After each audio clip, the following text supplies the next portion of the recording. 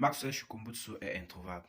Pour ceux qui le connaissent bien, je ne vais pas donner trop de détails sur lui actuellement. Pour ceux qui le connaissent bien, c'est l'Africain ingénieur qui a pu construire une télévision qui fonctionne sans branchement, sans électricité directe. Il a pu construire une voiture qui fonctionne sans besoin de carburant ou de recharge. Il a pu construire un hélicoptère qui fonctionne avec plusieurs sources d'énergie toutes différentes. Ça fait quelque temps déjà, on ne parle plus de lui. Ça fait quelque temps déjà, il ne fait plus de sorties sur les réseaux sociaux comme avant. Et on ne parvient pas réellement à déterminer où il se trouve. En fait, nos sources ne parviennent pas à nous dire exactement où il se trouve. Je viens ici déplorer un cas, un constat qui perdure. Ça, c'est depuis longtemps. Un constat en fait. C'est que nous n'arrivons pas à protéger nos scientifiques, nos chercheurs. Nous n'arrivons pas à les protéger. Nous n'arrivons pas à les garantir un avenir meilleur. Nous n'arrivons pas à les soutenir pendant les moments difficiles.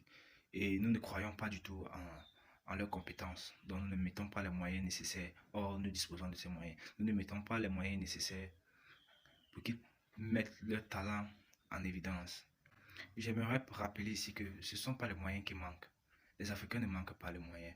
Les Africains ne manquent pas les intellectuels. Les Africains ne manquent pas des gens pour résoudre le problème des scientifiques ou des chercheurs en Afrique. Il ne manque pas les moyens. Tout part, tout part d'une action. Si nous restons et nous croyons que un chercheur, lorsqu'il va découvrir un truc qui va révolutionner, je ne sais quoi dire, l'Afrique ou le monde, et il ira en Europe proposer ça, on va l'accueillir. Et on va le breveter comme ça, sans difficulté en fait. C'est aussi simplement que ça. Ça, sans vous mentir, c'est faux. Ils ne le feront jamais. Ils chercheront plutôt à voler votre création, à le modifier, à faire en sorte qu'il soit meilleur et à s'approprier le droit d'auteur. Ce qui est injuste. C'est injuste, mais qu'est-ce que nous faisons pour éviter ça? Rien du tout. Bon, moi j'ai eu à réfléchir par rapport à ce problème, par rapport à ce sujet.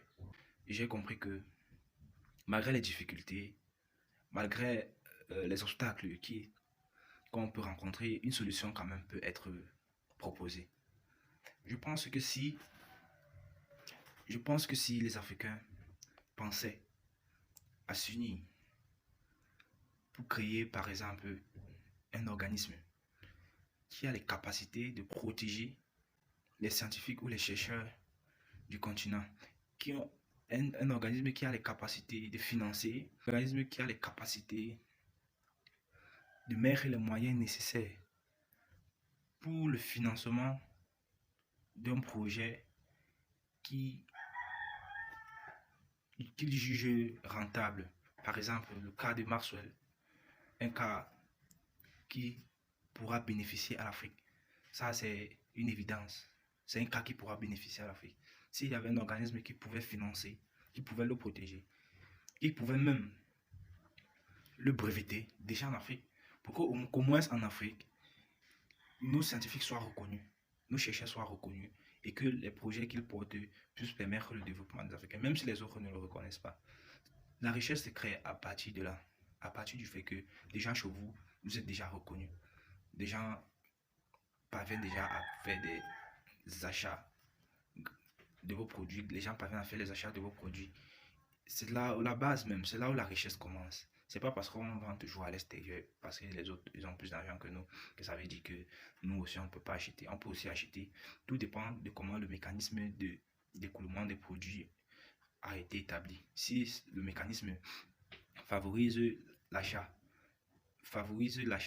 alors je pense que les Africains seront capables d'acheter et de promouvoir le Made in Africa. Donc je pense que nous pouvons créer un organisme. Il y a des gens qui sont capables, compétents, qui ont la compétence nécessaire pour le faire. Il y a des gens qui sont capables, il y a des Africains capables de faire ce genre de choses. Créer un organisme avec des dirigeants qui ne pourront, avec des personnes.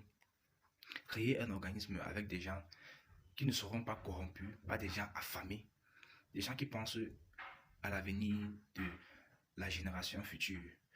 Des gens qui pensent aux intérêts des Africains. Mm.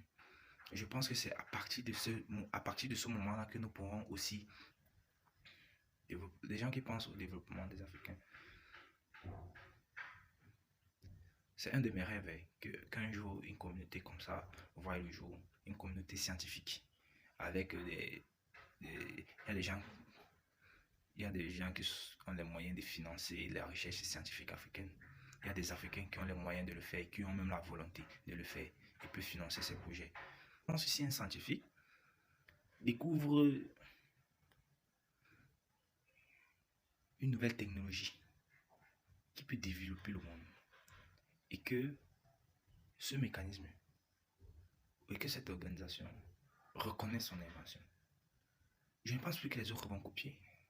Je ne pense plus que les autres auront le courage de copier en fait parce que premier à avoir inventé, on va chercher à savoir qui est le premier à l'avoir fait, comment est-ce que celui-ci a fait pour faire pour lui, on verra si c'est le même système, si c'est pas.